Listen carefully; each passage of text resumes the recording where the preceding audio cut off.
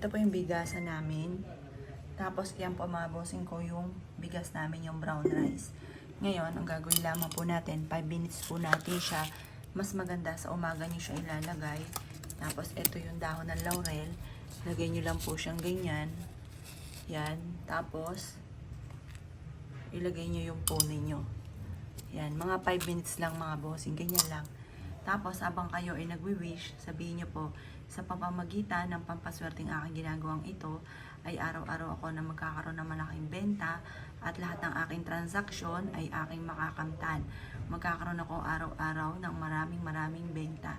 Ganun pa mga bossing ko sa usapin mga bossing ko ng cellphone, orasyon para sa cellphone para lagi kang magkaroon ng malaking benta or manalo ng jackpot, makabayad sa loto, ay makabayad sa utang at manalo sa loto. Basta kailangan positive ka lamang habang ginagawa nyo po ito mga bossing. Ngayon pa mga bossing, orasyon to para laging swerte, laging buenas ang inyong cellphone mga bossing ko. Subukan nyo po ito at kayo mismo ay maa-amaze sa dami ng mga blessing na darating po sa inyo. Kahit hindi niya muna siya takloban, ganyan lang, 5 minutes habang ikaw ay paulit-ulit na nagwi-wish, proven po yan. Kayo mismo ay maa-amaze sa dami-dami ng mga blessing na darating po sa inyo po mga bossing. Kayo mismo ang magugulat dahil may mga bagay na nangyari sa buhay ninyo na hindi nyo inaasahan na maaaring ikakaswerte ninyo or ikakayaman po ninyo. Panahon ngayon mga bossing ko, ang cellphone ay isa sa mga kumbaga, laging ginagamit, maya't maya. Or kaya po, buong araw nga po na ginagamit na nga po yan mga bossing ko ang ating cellphone. Lalo-lalo na kung kayo po mga bossing ko ay negosyante, dapat magawa nyo po ito. Ang aking tuturo ay orasyon para kayo po mga bossing ko ay laging maswerte, lalo na ang inyo pong cellphone mga bossing. Proven po ito mga bossing ko. Basta kailangan kapag gumawa ka ng gatong mga pamamaraan ay may 100% kang paniniwala para mabilis nyong makamtan kung ano man yung ninanais po ninyo mga bossing. Ngayon pa mga bossing ko, kailangan itong orasyon na ito ay kayo po ay may 100% na paniniwala ha. Subukan nyo po ito, proven po ito.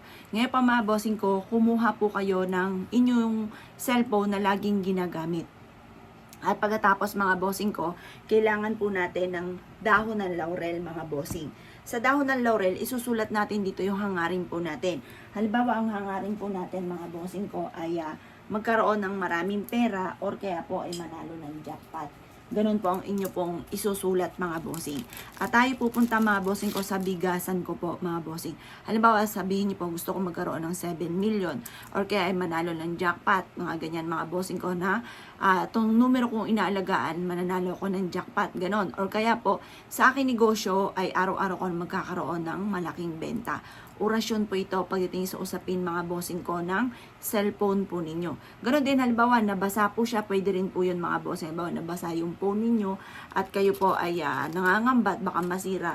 Pwede nyo rin po itong gawin. Bukod po dyan mga bossing ko, ito mag-a-attract ito ng swerte. Ito pa mga bossing ko, kahit mga 5 minutes lang na nakababa doon, okay na po yan. At ito po ay magdudulot sa inyo ng swerte. Ngayon, pupunta po tayo sa bigasan natin.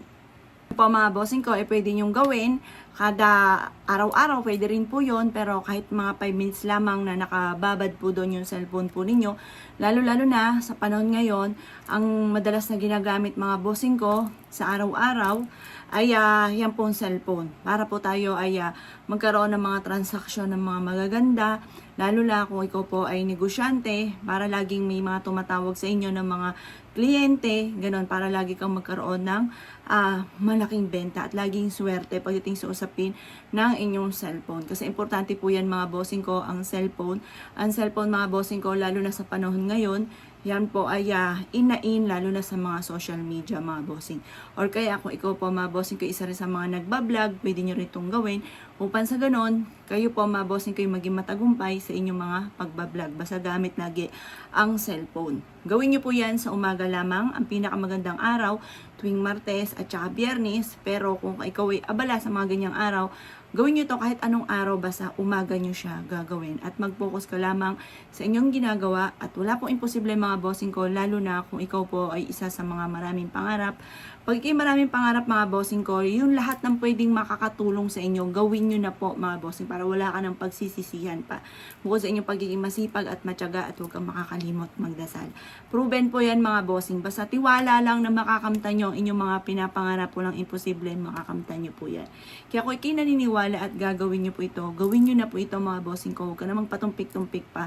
Makakatulong po yan upang sa ganon, kung ano may ninanais ninyo ay kaagad nyo itong makamtan mga bossing. Kayo mismo yung magugulat kayo na parang nagagawa nyo yung mga bagay na hindi nyo inaasahan na dito pala ikayayaman. Yung mga ganong mga sitwasyon mga bossing, kayo mismo yung maa-amaze sa dami-dami ng mga blessing na maaaring darating po sa inyo. Na tipo ba na hindi nyo inaasahan na magagawa nyo yung mga ganong bagay. Yung parang lagi kang iniaadya. Yun, like kanya-adya kung saan lagi kisuswertihin, kung saan lagi matutupad yung mga pinapangarap ninyo, kayo yung maa-amaze sa dami ng mga blessing na darating.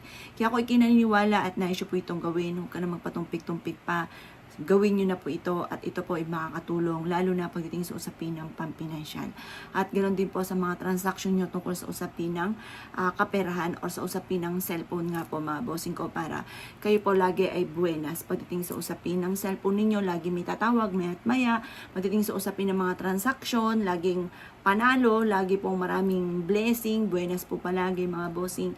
Ito po ay proven lalo na kung magpo-focus po kayo sa mga pag-wish, naniniwala ka na makakamtan yung mga pinapangarap ninyo, walang imposible. Kayo mismo ay maa-amaze sa dami-dami ng mga blessing na darating. Ito po, subukan nyo na po mga bossing. Pag napanood nyo ito, subukan nyo itong tinuturo ko sa inyo. At kayo mismo ay matutuwa sa dami ng mga blessing na darating po. Kaya ako ikinaniwala at naisyo po itong gawin ay siya mga boss. Good luck po sa inyo po lahat.